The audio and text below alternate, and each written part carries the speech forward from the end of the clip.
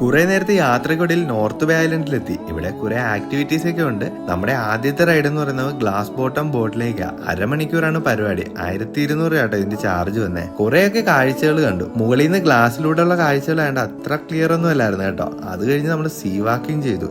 അതൊരു രക്ഷയില്ലായിരുന്നു, അടിപൊളിയായിരുന്നു കേട്ടോ. ഇതൊക്കെ സ്കൂബ ഡൈവിംഗുകാരാണേ. ഇവിടെ കുറെ കടകളൊക്കെ ഉണ്ട്, എല്ലാത്തിനും നല്ല കത്തി റേറ്റാ. അവിടുന്ന് ഒരു മഷ്റൂം ഫ്രൈ റൈസ് കഴിച്ചു. 130 രൂപയാണ് ചാർജ് വന്നത്. അവിടുന്ന് നേരെ നോർത്ത് പോയിന്റ് ലൈറ്റ് ഹൗസ് കാണാനായിട്ടാണ് നമ്മൾ പോകുന്നത്. 20 രൂപയാണ് അവിടേക്കുള്ള എൻട്രൻസ് ഫീസ്. കുറെ നടന്നു, ഒടുവിൽ അങ്ങനെ മുകളിലെത്തി. അസാധ്യമായ കാഴ്ചയായിരുന്നു മുകളിൽ നിന്നുള്ളത്.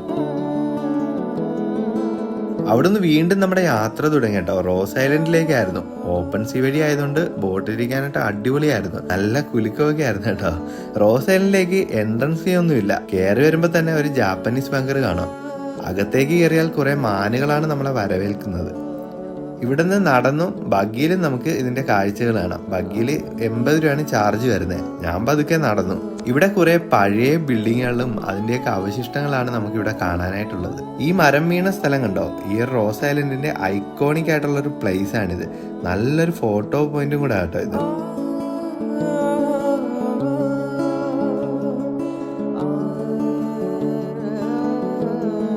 അങ്ങനെ നമ്മുടെ ഐലൻഡിന്റെ കാഴ്ചകളൊക്കെ കണ്ട് നമ്മൾ വീണ്ടും ജംഗ്ലി ഘട്ടിലേക്ക് യാത്ര തിരിച്ചു.